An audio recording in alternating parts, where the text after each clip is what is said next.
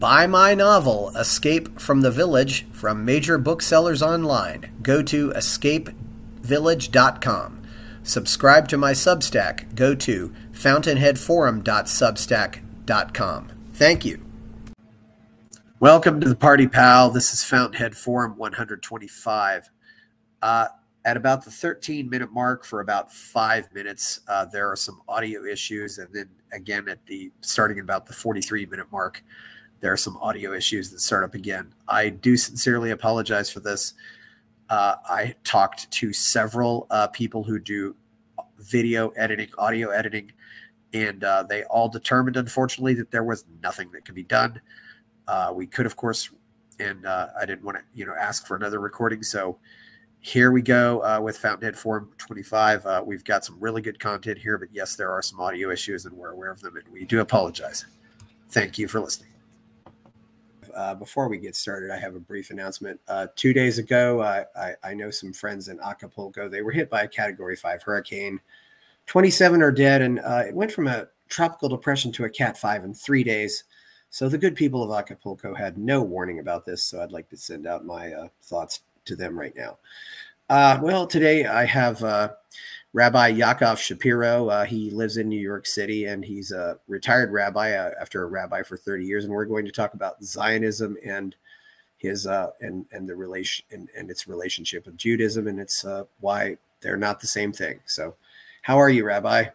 I'm great. Thank you so much for having me on. Yes. So first of all, when exactly did you become a rabbi? Looks like you did it right out of high school. I was in my low to mid 20s now. Yeah.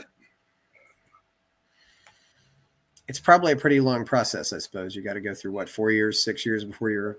Well, the truth is that there's no time limit in terms of like college. You got to go through 4 years of college, nothing like that.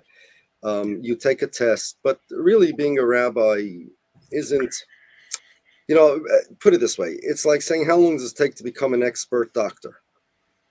A rabbi is just a teacher, and a teacher, the only qualifications is that he has to know stuff. So yes, you do take an exam, but if a rabbi takes an exam and he passes it, the exam, like any other exam, medical exam, law exam, has very little bearing on, very limited bearing on what you're going to be doing in real life as a rabbi, limited. All tests are like that, right? Yeah. I think the CPA exam is the exception, but very, very few. So too, you want to become as knowledgeable as you can, as objective as you can. That's a criterion, and as religious as you can. And the ones who are better at it are the bigger rabbis. It's not really a position. There are rabbis. Some of the greatest rabbis in history didn't have any positions exactly. It's like saying being a rabbi compared to, let's say, being an expert or an authority. Put it that way. A rabbi is an authority. If you are a congregation, you want to hire somebody, you want to hire an authority to teach you and tell you what is right and what is wrong. So you hire a rabbi. The best translation for rabbi literally means a teacher, but I would suggest more in line with what the job really should be. A rabbi means an authority on Judaism. Yeah, an authority on Judaism. So so that brings up the question: what is Judaism? Who or what is a Jew in your opinion, or in your estimation? You see,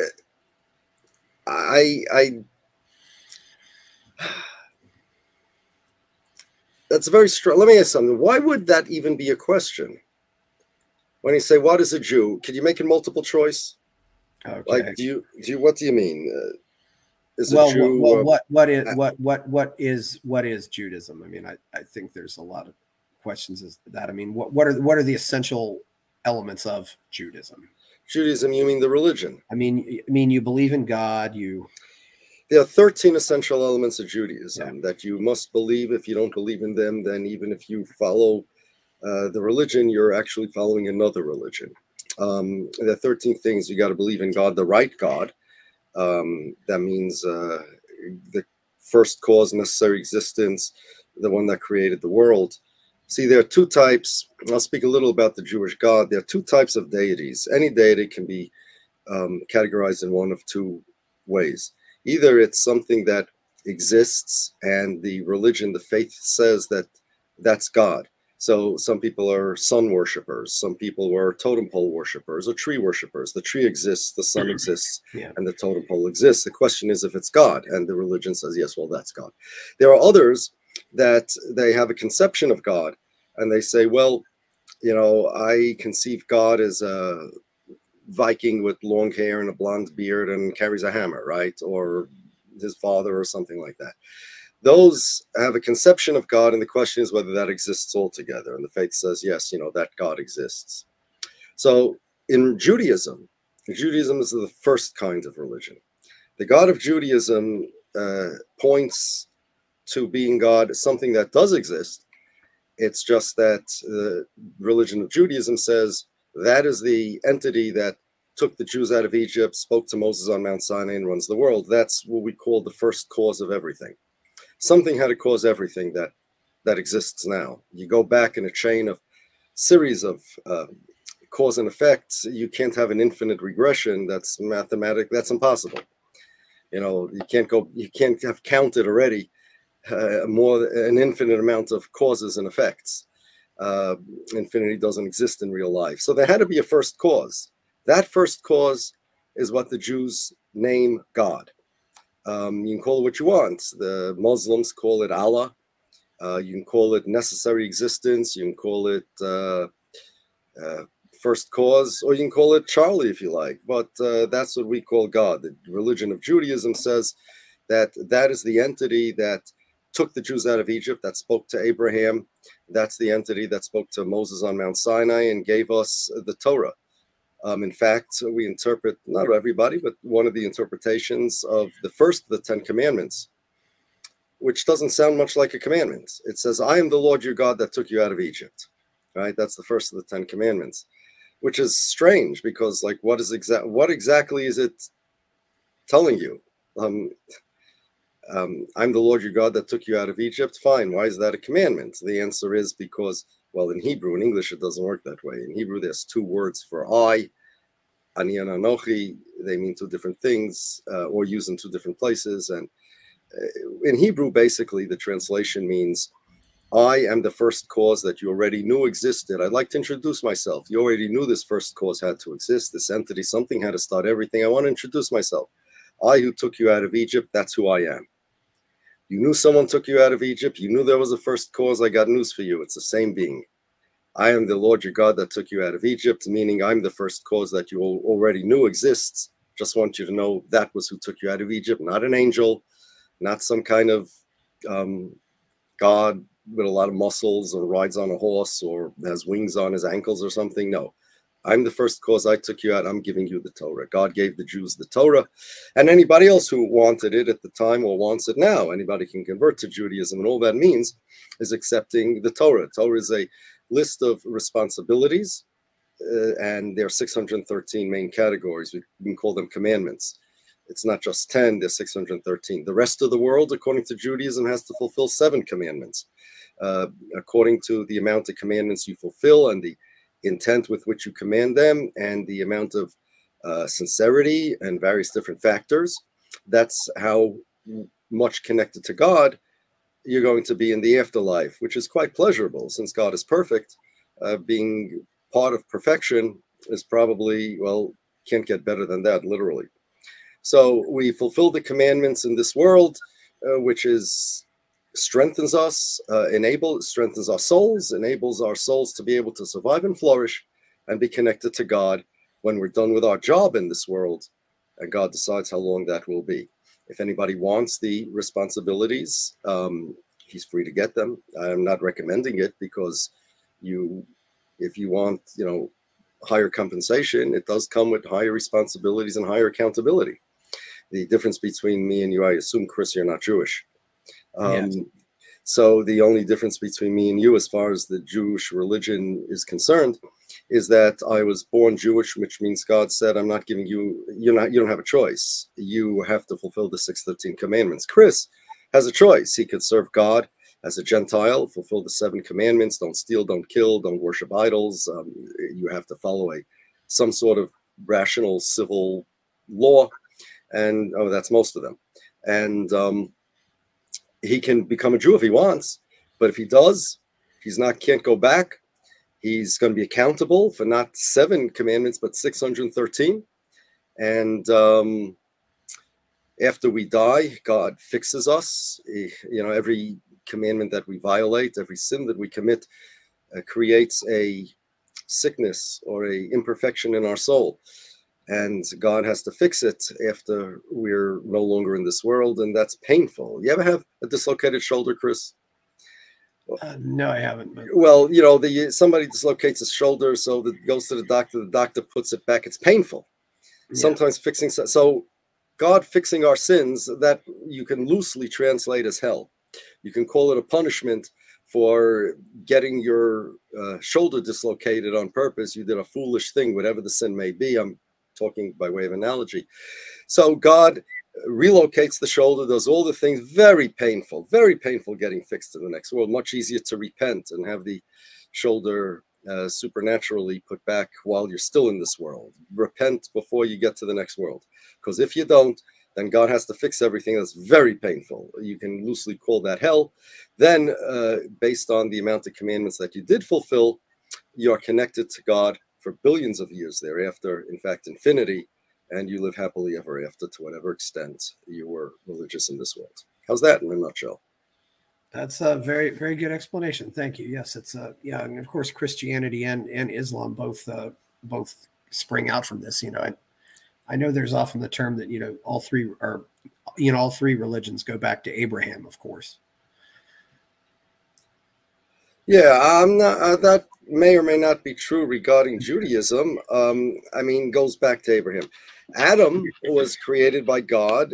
He was a different type of reality then. But yeah, I suppose you may consider Abraham the first Jew. There's actually a disagreement amongst our scholars whether Abraham was a forerunner of Judaism or he fulfilled Judaism itself. And when God gave the Torah to the people, then we all became Jews. Or maybe Abraham was an individual Jew, but there wasn't a connection between one Jew and another. And then when God gave the Torah, there was a connection between all Jews, a spiritual one. There's, you know, but yeah, I guess you can consider Abraham the first Jew, which is interesting because we're here to talk about Judaism and Zionism. So you mentioned Abraham, right? And Isaac is certainly a forefather and a forerunner of the Jewish people, Jacob as well, and certainly Moses, if it was the greatest person ever to live, the greatest prophet and the most righteous. Now, in Jerusalem, today in Israel, most of the streets, vast majority, are named after Jewish personalities.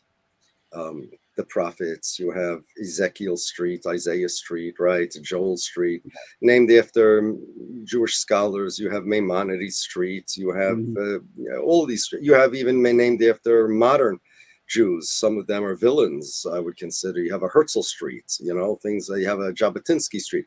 Guess what street you don't have in Jerusalem? An Abraham Street. It's not there. Really? There's no Isaac Street. There's no Jacob Street. And believe it or not, there is no Moses Street. And that starts the difference between Judaism and Zionism. Zionism believes that the Jewish people began when they first came into the Holy Land. In the biblical story, Joshua brings the people across the Jordan River into the Holy Land. According to he was a precursor. According to some people, he was the first Zionist, even though he wasn't officially a Zionist. Heinrich Gret, the historian Gret, he starts his Jewish history with Joshua, because that's when the Jews went into the Holy Land. And so because of this, you're not going to find any street in Jerusalem named after any Jew before the Jews went into the Holy Land. Now, there is one exception. You can go to Google Earth. You'll find this information there. There's one neighborhood that has the names of the matriarchs right next to each other. Sarah, Rivka, Rachel, and Leah. Then in English, I guess, would be Sarah, Rachel, Rebecca, and Leah. But, you know, that's just one. That's an exception. Again, there's no Abraham Street. There's no Moses Street. And that's done on purpose to indoctrinate the Jews to think that Jewish history started from when they were in the Holy Land. In fact, Israel's Declaration of Independence speaks about the Jews. It says here the nation was born, which according to Judaism is a lie. The nation was born on Mount Sinai. As the Bible says, today you have become a people. That didn't mean when we went into the Holy Land, it meant the day we received the Torah. That's what our tradition tells us.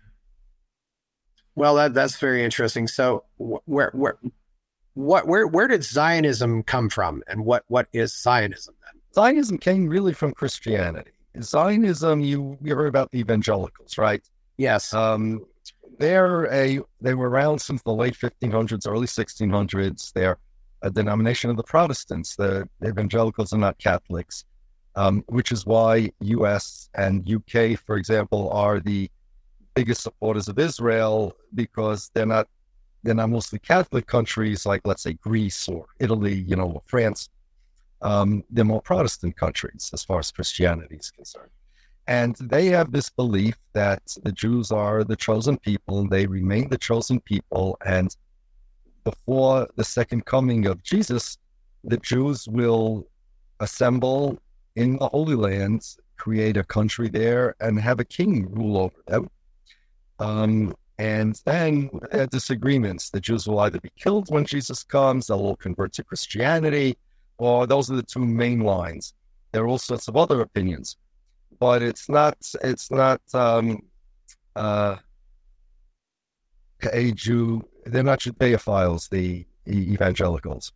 So they have this whole ideology. What happened was, in the 1800s, nationalism was an ideology that a lot of people accepted. Nationalism means that whereas previously we weren't divided by nation states and nationalities, instead we were divided by, we were all subject to the king. We were all subject to the king. If you weren't an Englishman, you were a subject of King Egbert, for example, and when King Egbert went to war, it was his war. You were fighting his war. You were a pawn in King Egbert's army. Once nationalism came, so then no, you were an Englishman. And there was all sorts of nationalist philosophies. There are those that believe that nationalism is organic, that there's something inherent in being, let's say, an Englishman or a Frenchman, different almost species, almost. The racists, which is a offshoot of nationalism, believe that no, the nations and races are the same, and they're actually people with different races. If you combine Christian Zionism together with nationalism, you get Jewish nationalism with a religious bent, and you accept some of the ideas of Christian Zionism. And guess what? The Jews are no longer what I describe them as, but rather they're a nation and they're a nationality. And they don't have a state yet, but they're a nationality. Now, the Zionists believe that in the mid-1800s that this ideology will help the Jews a lot. They believe that the Jews were persecuted, and they believe the reason the Jews were persecuted was kind of because the Jews were disgusting, and why would anybody like Jews? The Jews were busy not being part of history, was their words. The Jews were not busy creating architecture or art, or there were no sports heroes. The Jews don't like military heroes. We're not militants, pacifists, if anything. And all we wanted was to live a holy life and serve our religion, accumulate credit for the next world, speak to God, pray to him, study the Torah, and leave us alone. That's all. The Jews were the ones about 1,000 years ago in Spain who requested to be segregated in what was later known to be ghettos. It's not that we were disloyal to the countries we lived in. On the contrary, we were very loyal to our countries. But imagine, the priests in, I don't know, one of these hilltop monasteries in Tibet, where they lead their own life the way they want to. That's what we wanted. And so there was a great historian, Salo Barron, a Cambridge historian, who had a good line. He said that the locks on the inside of the ghetto doors were there before the locks on the outside. Later, in other words, we didn't want stuff to come in. Yes. More than the other people didn't want us to come out. Later, because of Christian anti-Semitism, where they, I mean, for hundreds of years, only the Jews were the only other religion in Europe besides the Christians. So they wanted the Jews to convert to Christianity. They said we're Christ killers and all sorts of bad things. And because of that, they became locks on the outside of the ghetto door also. And Jews were persecuted. Jews were not nearly as bad off in the Arab lands. We had a golden age in the Muslim lands. But in Europe, it wasn't good for the Jews because of Christianity. So the Zionists figured, well, then let's continue the story. And then like the 1700s, there was the emancipation, the Enlightenment. They let Jews out of the ghetto. And there were a lot of Jews that said, we don't want this being Jewish anymore. We'd rather be like everybody else. Russia, Germany, France, places like that. However, a weird thing happened. The anti-Semites persecuted these assimilated Jews as well. And they had a crisis of identity. Why are they persecuting us? We're just like them. We're not religious. We're not like Yaakov Shapiro. What's the difference? How could anybody tell the difference between us and Chris Baker? We're not Jewish. Why? So they couldn't figure out what was going on, and they had various different theories. Well, let the Jews, if communism will help us, because then everybody will be treated equal. That's why there were so many Jews who were communists. Bundism, all sorts of isms were being created actually around then. And one of the isms was nationalism. And there were people, we call them Zionists now, who believed that in nationalism lies the salvation to the Jews. Because, and this is important, it's going to straighten the Jews out. Instead of wanting to sit a whole day studying the Talmud and praying, they're going to be doing normal things like normal people, like winning gold medals in the Olympics, having a strong army, driving tanks and planes, and wanting to build architecture like any normal person. They wanted to normalize the Jews. The Zionists figure that if we if we gaslight the Jews and convince them that they're really a nationality and that we're going to have an army for them and they're going to be safe somewhere in their own country, it'll be great for them and nobody will hate them anymore. When Theodor Herzl wrote his book, The Jewish State, on the last page, the climax of the book, it says, as soon as Zionism gets off the ground, even before they get a state, anti-Semitism will disappear off the face of the earth, which of course was nonsense. The Zionists had these bizarre ideas that nationalism is going to A, change the Jewish people, and B, therefore change everyone's attitudes towards the Jewish people. Didn't work. Actually, a Christian reverend named William Hechler approached Theodor Herzl when he heard he was doing this and said, hey, let me help you out. We were looking forward to this. The end of days are here if you guys already accept Zionism, right? And he introduced him to heads of state and stuff like that. And the Christians really helped out Herzl and the Jewish Zionists. Meantime, the Orthodox Jews, guys like me, were saying, no, we're not interested in this. The Jews are not a nationality. The Jews are a religion.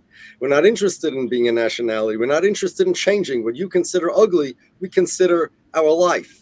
What you want to change from us, we would give our life to retain, So it was a question of what is your picture of a Jew? Vladimir Jabotinsky, who was the precursor, you could say he was the founder of what today is the Likud. He, as opposed to Ben Gurion, who was the founder of what you would call today the labor, Israeli right and left. They started with those two guys.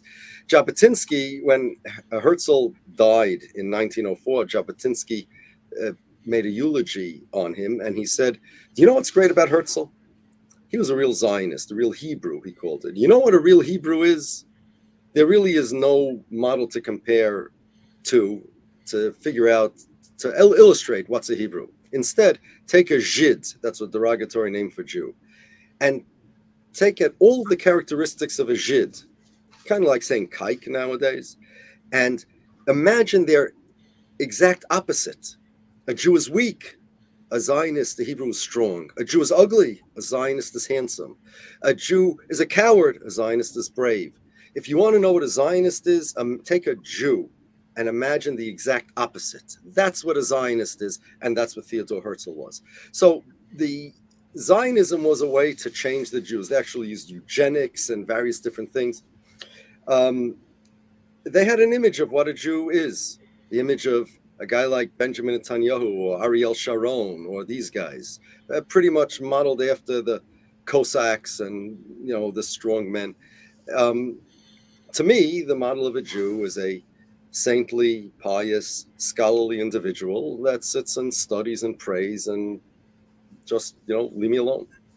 So that was Zionism. They figured the goal was to change the Jews into a nationality. The problem was that the Jews didn't have any national characteristics. We had no lands, no language, no culture. Those are the things that create nations, that hold nations together, more or less. They had no flag. They had no national anthem. They had nothing. So the Zionists said, let's supply the Jews with national equipment. So they created modern Hebrew. There's no need for modern Hebrew. Jews communicated with each other. Most of the European Jews spoke Yiddish, including the Zionists.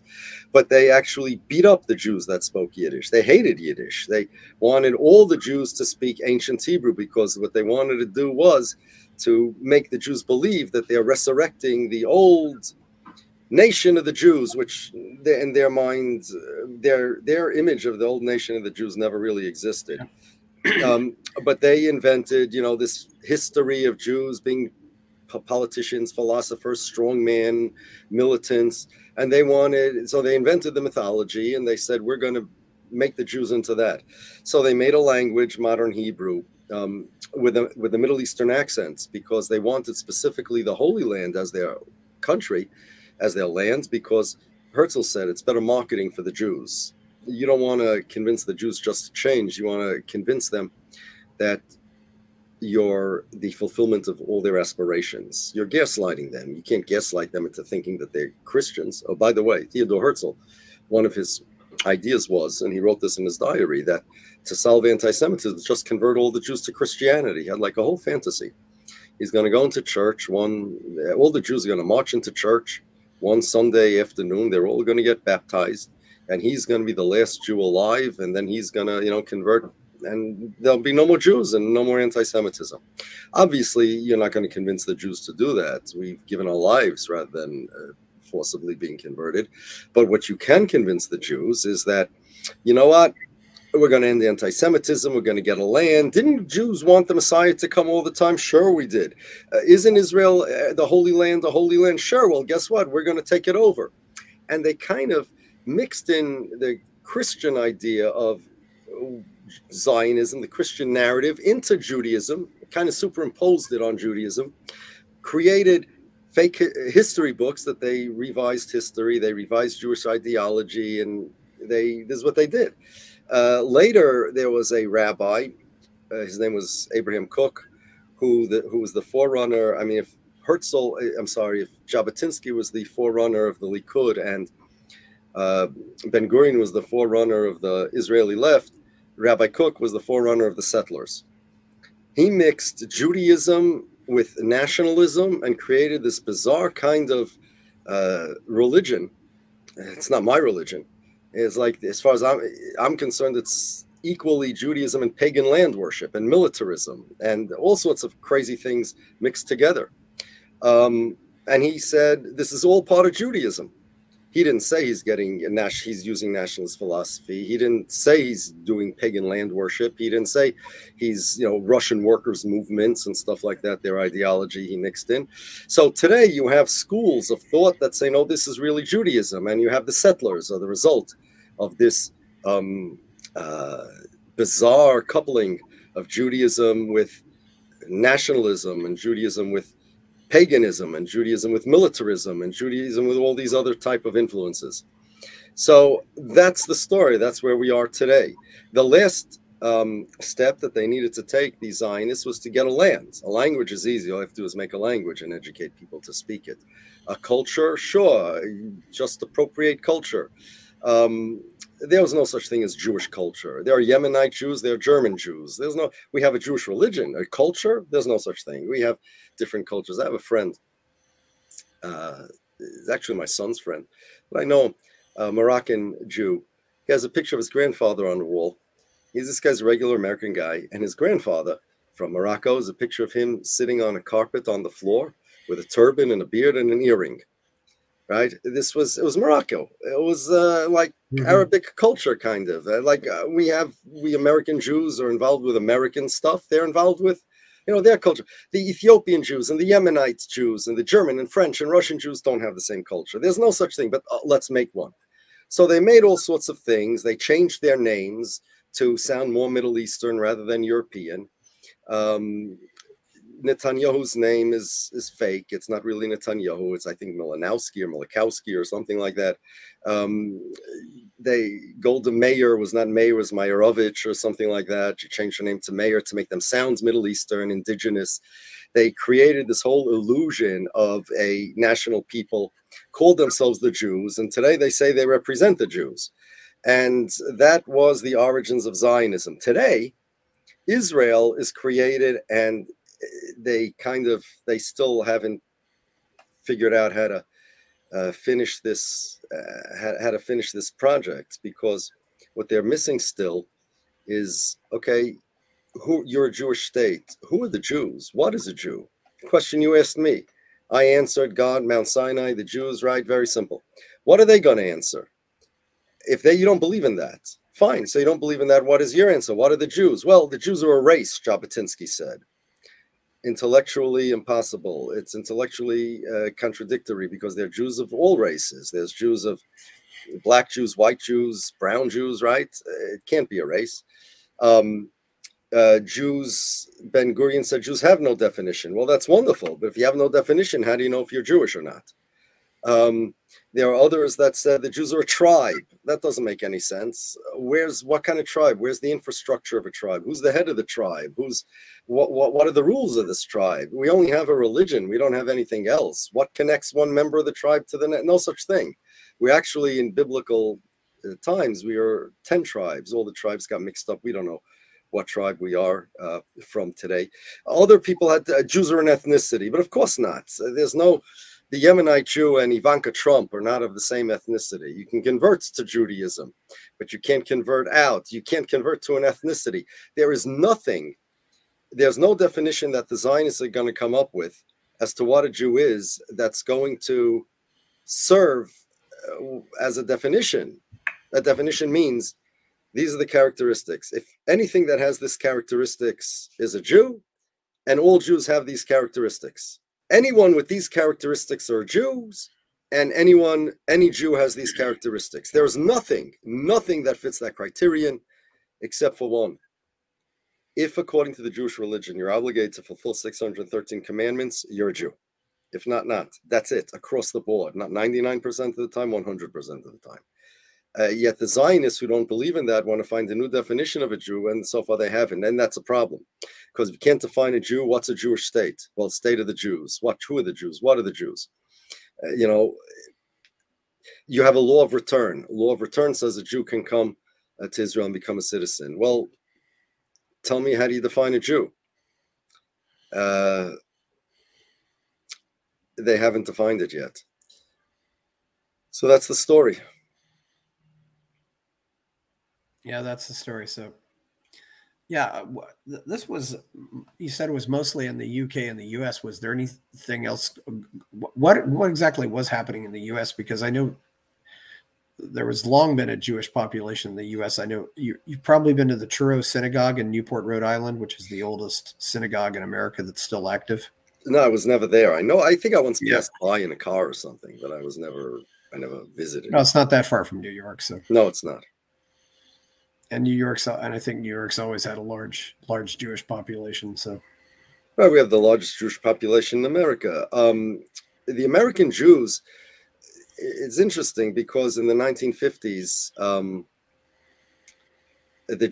there were powerful Jews in America that wrote Ben Gurion a letter objecting to him calling Israel the Jewish state. That claiming that he represents the Jews and his country represents the Jews. That's anti-Semitic. I'm American. I'm not Israeli. For a foreign country to come and say they are my country, that's an anti-Semitic dual loyalty trope. Zionism is anti-Semitic. Here's a question for any Zionist: if Israel and America were at war, whose side would you be on? Well, I'm an American. Yeah. I'm an American. And there are Americans, that's Jews, that serve in the American army. As American as anybody else. But if you think that being a Jew means being connected to Israel, how exactly are you connected to Israel? Now, according to Zionism, the Jews are connected to Israel. You know how? This is officially Israel's position on Israel's website. You know, America has a website.gov, right? Yes. So Israel also has that type of thing in Israel. And they explain what Judaism is.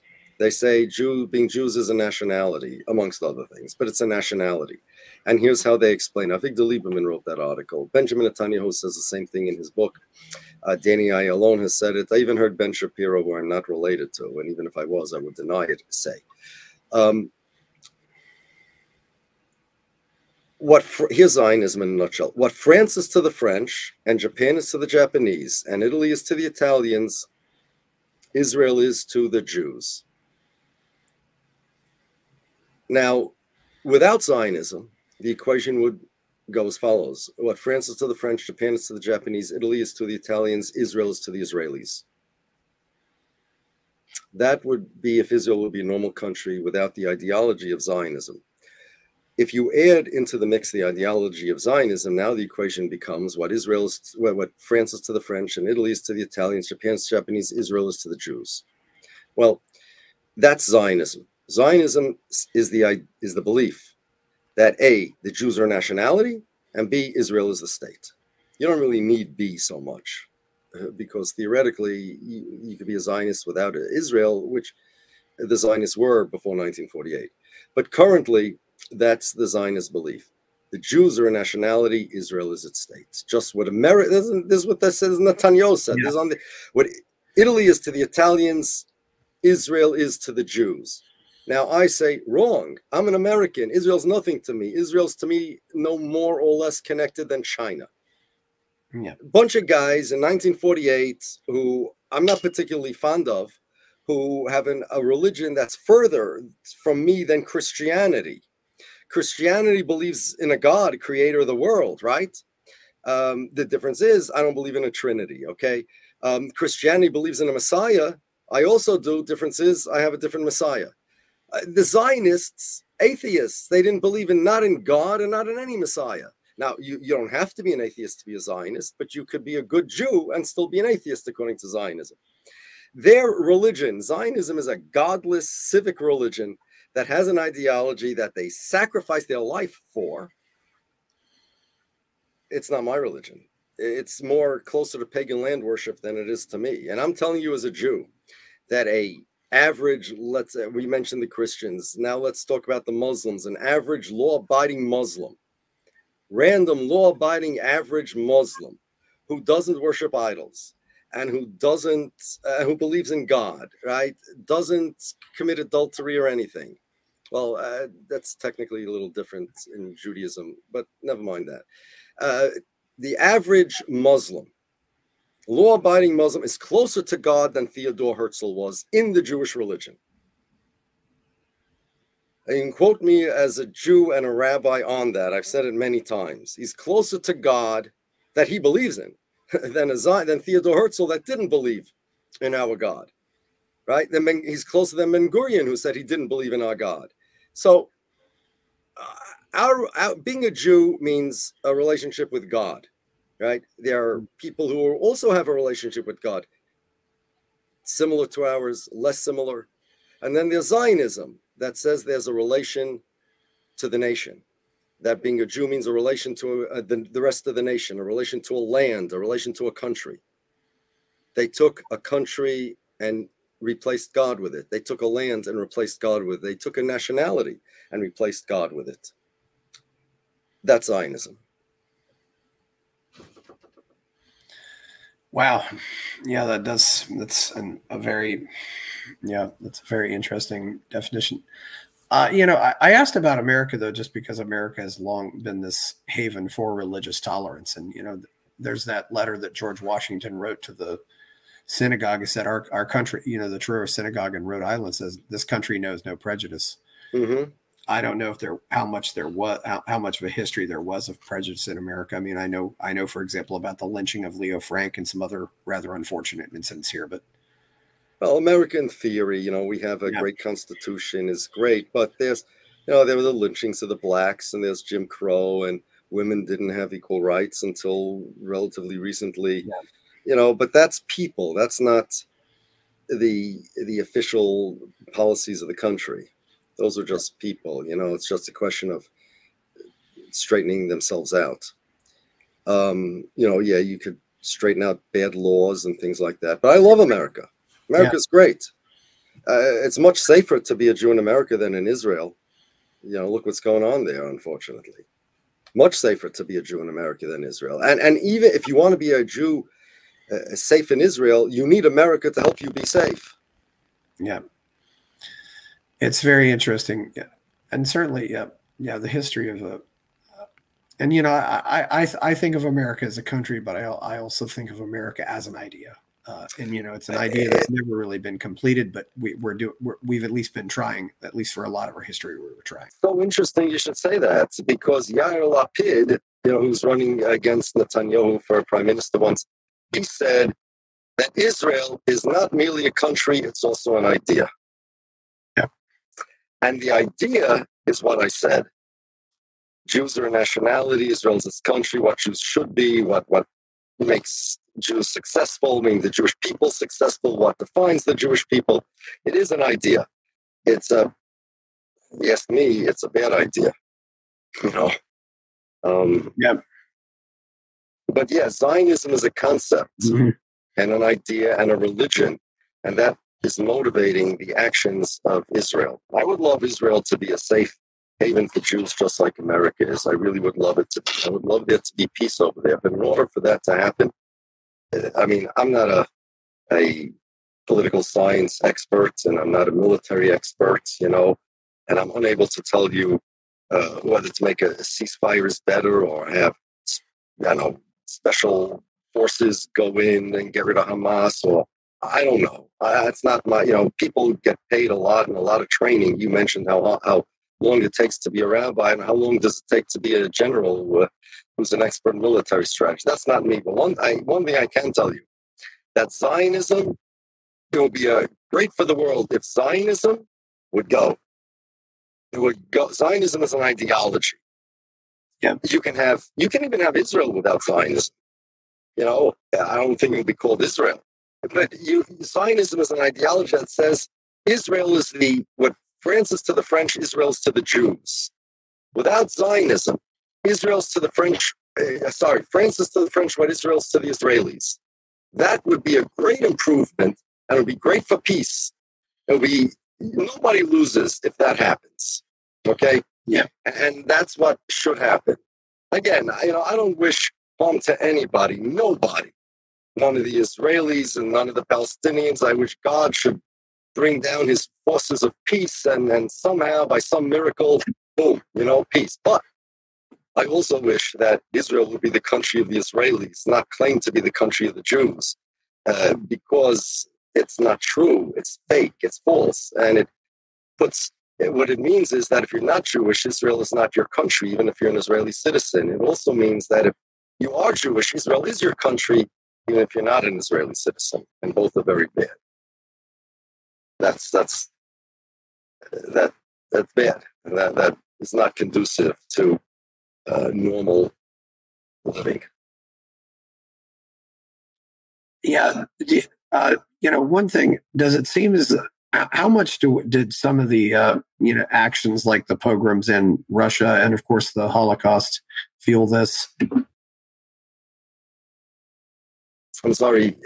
Well, I mean, obviously this was this certainly boosted Zionism, right?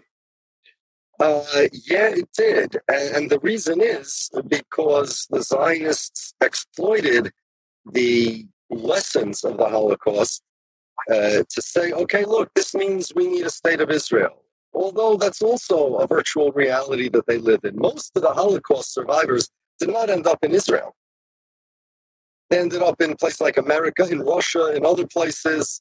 A small minority went to Israel. Israel didn't even exist during the Holocaust.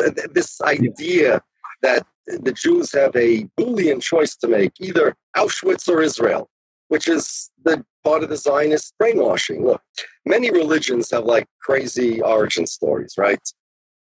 I don't make up a religion now. An angel came down from heaven and told John Doe that he's the Messiah, go collect everybody and make them stand on their head and spit wooden nickels, right?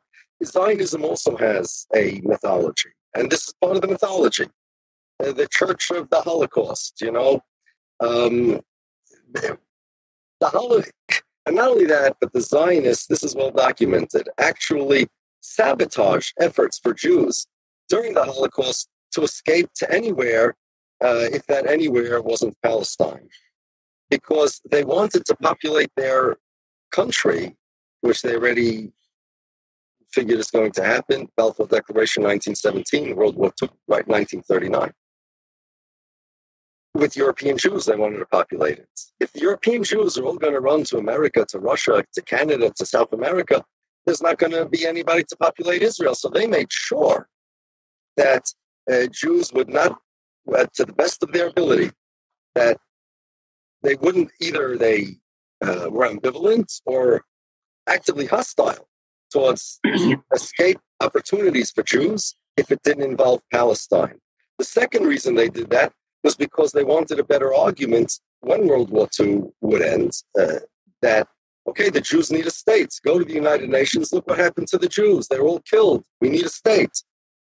And look how things turned out. Israel now is the most dangerous place on earth to live among all the places that the Jews live. It is safer for a Jew to live in any Jewish neighborhood anywhere in the world than Israel. The odds of you getting killed because you're a Jew or attacked because you're a Jew in Israel is greater than anywhere else in the world. Like massively greater. So it was a big failure, Zionism. It did not accomplish anything that the Zionists wanted to accomplish, except, look, the Zionists are indeed, I agree with Jabotinsky about that, the Zionists have the opposite character and personality of a Jew. That's absolutely true. Absolutely true. And the war going on today is not between the Jews and Muslims. It's not between the Jews and Palestinians. It's between Israel and Gaza, or Israel and the Palestinians, however they want to, categorize the other side. But it's Israel, not the Jews, that are at war. Israel's a country like Russia, China, and it's not the country of the Jews. It's the country of the Israelis, no matter what they would like everybody to believe. Do you think the values of the Enlightenment would, obviously bring about a new era of religious tolerance, because those are what America's based on, freedom of religion, the Bill of Rights. What do you think is the solution to all this? I don't think so. I think it was a good idea. People did think that. But then right after the Enlightenment values, the most enlightened country, the country with the most intense Enlightenment values, Germany, look what happened over there. Yeah. I guess Germany, even up until World War I, was also a very large center for Zionism, I believe. There was, even past World War I. Germany was it was Theodor Herzl, Austria, Germany, same culture. Germany was a center of Zionism. All of Europe had Zionists among the Jews there, and they had the anti-Zionists who were the majority then. I don't think Enlightenment values succeeded. I think that if human values, I don't think that Enlightenment values are enough, because Enlightenment values puts too much of a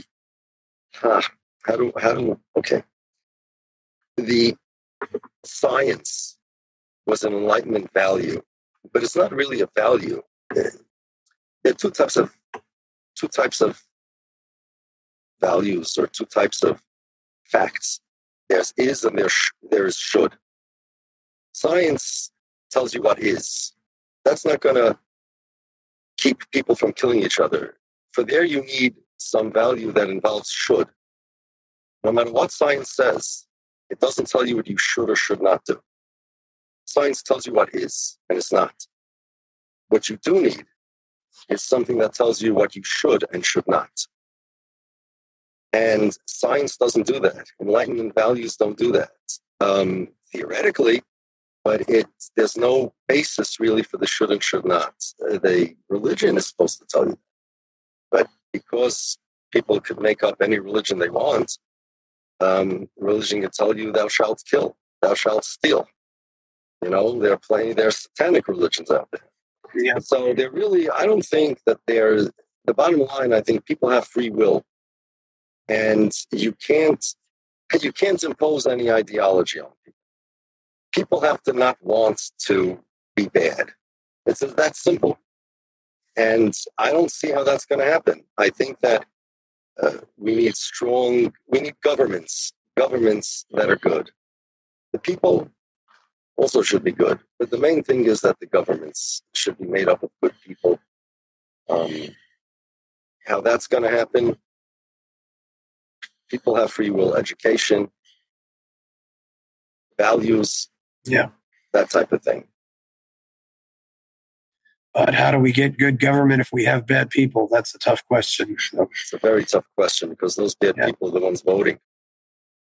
So Hitler was democratically elected by referendum, actually. So at this point, maybe there is. It doesn't sound like that there really is an easy solution to this. I guess there never is an easy solution. No, there isn't an easy solution. Okay, well, we said we were going to go about an hour. You have anything else to say before we go? Where we can find you on the net? Yeah. So I have a podcast that's called Committing High Reason, and a website that hosts it, committinghighreason.com. It can also be found on Apple Podcasts and all the other podcast sites. It discusses mostly Zionism. I have a book, The Empty Wagon, it's called. It's almost 1,300 something pages in detail about what Zionism is, its ideology, its history, and why it's not Judaism and why Judaism opposes it. Anybody that wants to reach me, they can do it through my website, committinghighreason.com. There's a form over there to send a message. Yeah, that just made me wonder, what was the first language that the Torah was written in?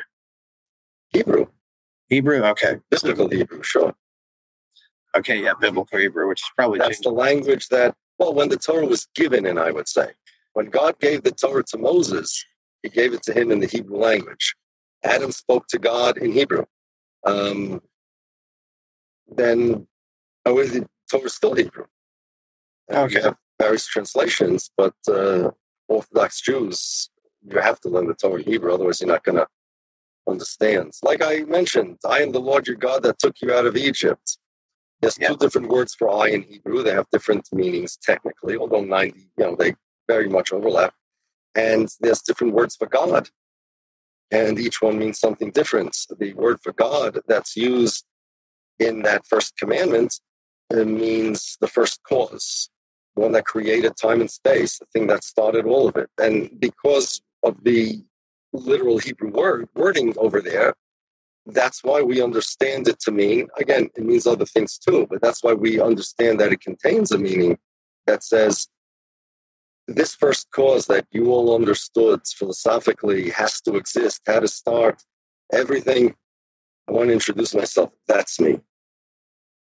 Okay, well, this has been a very enlightening conversation. Thank you very much for coming on. And thank you very much. Please like the video, subscribe to the channel, check out my Substack at fountainheadforum.substack.com. Please go buy my knowledge and escape from the village. And I'm Chris Baker, and we're out.